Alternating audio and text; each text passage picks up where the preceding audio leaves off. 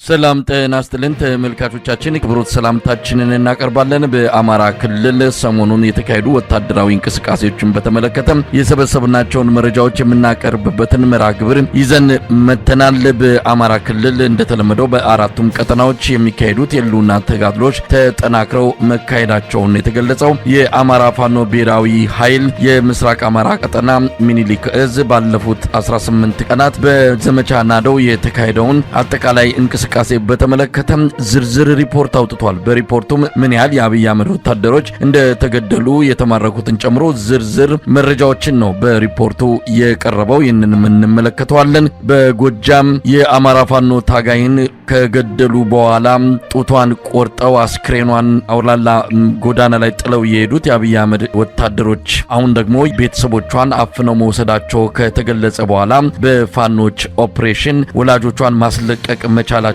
ነው የተመለከተው። በዚህ ጉዳይ ላይም ያለውን መረጃ እናገኛለን። ሌሎች ጉዳዮችንም በመረጃ ደረጃ ይዞ የዘውትር ተሳታፊያችን መስመር ላይ እየጠበቀን ያለው እንግዲህ ከወቅታዊ የተጋድሎ እንቅስቃሴዎች እንነሳ። ምን መረጃዎች አሉ? አጠቃላይ ከወታደራዊ ኦፕሬሽኖች አንፃር ያመሰግናል። መጀመሪያ በሰሜን ወሎ እና ደቡብ ወሎ አገዛዙ ባልገመተውና ባልጠበቀው ደረጃ የፋኖ ኃይሎች በተከታታይ በወሰዱት ወታደራዊ ማጥቃት እንቅስቃሴ በአብይ አህመድ ጥምር ጦር ላይ በጣም ከበድ ያለ አከርካሪውን የሰበረ እርምጃ መውሰዳቸው ይታወሳል። የፋኖ ኃይሎች ደግሞ የሉም፣ ተበትነዋል። መስማማት ተስኗቸው እርስ በርሳቸው እየተዋጉ ስለሆነ መጥፊያቸው ቅርብ ነው ሲባሉ የነበሩ ቢሆንም በወሰዱት ጠንካራ ወታደራዊ እርምጃ አቅማቸውን በደንብ ያሳዩበት፣ ባደረጉት ውጊያም የስርዓቱን አፈቀላጤዎች ዝም እና ጭጭ ያስባሉበት ሁኔታ ተፈጥሯል። ራሳቸውን ከአገዛዙ በነጠቁት ትጥቅ ያደራጁበት ደረጃ ላይ ደርሰዋል። ከፍ ሲልም የዓለም አቀፍ ሚዲያ ተገዶም ቢሆን ስለ ፋኖ ጀግንነትና የጦር ሕግ አክባሪነት እንዲዘግብ አድርገውታል። ለሚታገሉለት ህዝብም ደግሞ ደም መላሽ መሆናቸውን ያሳዩበት ትልልቅ እና ከባባድ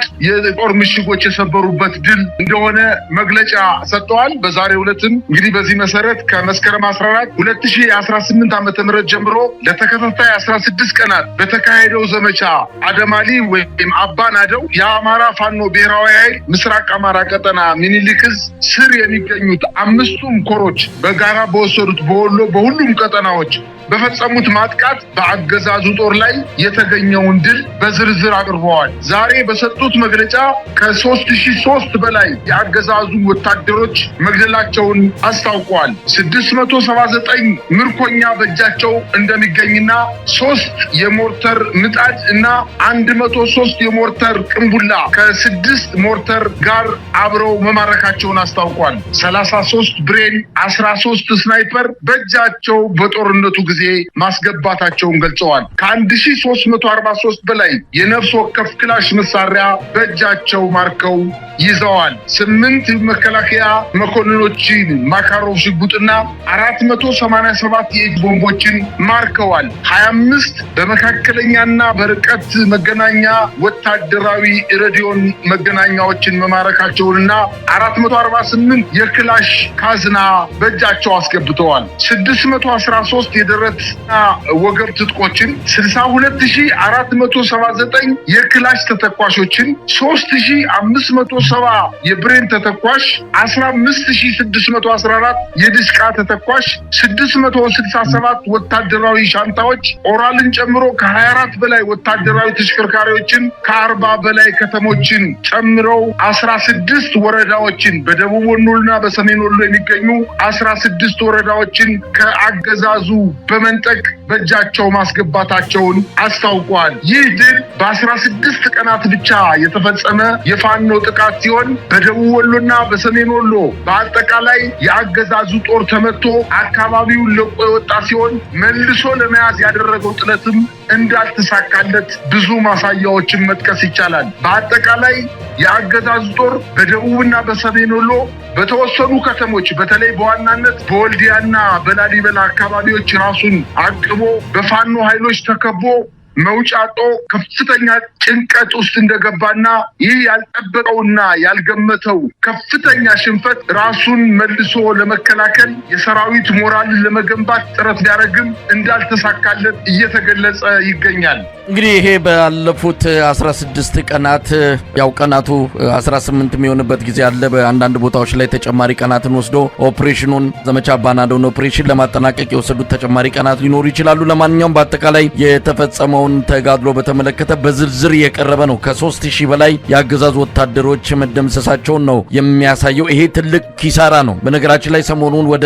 አማራ ክልል በበርካታ አውቶቡሶች የተጫኑ በአብዛኛው ከኦሮሚያ ልዩ ኃይል መለዮ ቀይረው ዩኒፎርም ቀይረው የገቡ የአብይ አህመድ ወታደሮች ላይ በጉዞ ላይ ያሉ በፋኖ ኃይሎች ከፍተኛ ጥቃት እንደተሰነዘረባቸው ነው የሚነገረው። የደረሰውን ጉዳት በተመለከተ ዝርዝር መረጃ አላገኘንም። በቪዲዮ ላይም እንደሚታየው ከፍተኛ ጥቃት ነው የደረሰባቸው። እንግዲህ ምን ያህል ወታደሮች በዚህ ላይ ጉዳት ደርሶባቸዋል፣ ይህንን ወደፊት የፋኖ ኃይሎች መረጃው ካላቸው ሊያካፍሉን ይችላሉ። እንግዲህ በሌሎች አካባቢዎችስ ያለው አጠቃላይ ወታደራዊ እንቅስቃሴ ምን ይመስላል? በተለያዩ አካባቢዎች አሁንም ውጊያዎች እንደቀጠሉ ሲሆን የአማራ ፋኖና የአማራ ህዝብ ብቻ ሳይሆን መሬቱ ጋሬጣ ሆኖባቸዋል። እውነት ለመናገር የአማራ ፋኖ እያደረገ ባለው እንቅስቃሴ ራሱን በደንብ እያደራጀ የመጡትን ኃይሎች በሙሉ በሚመጡበት መንገድ እየጠበቀ ሲፈልግ በቆረጣ ሲፈልግ በመልሶ ማጥቃት ሲፈልግ ስቦ በመምታት አንዳንድ ቦታዎችም ላይ ደግሞ ሙሉ በሙሉ በማጥቃት የአብይ አህመድ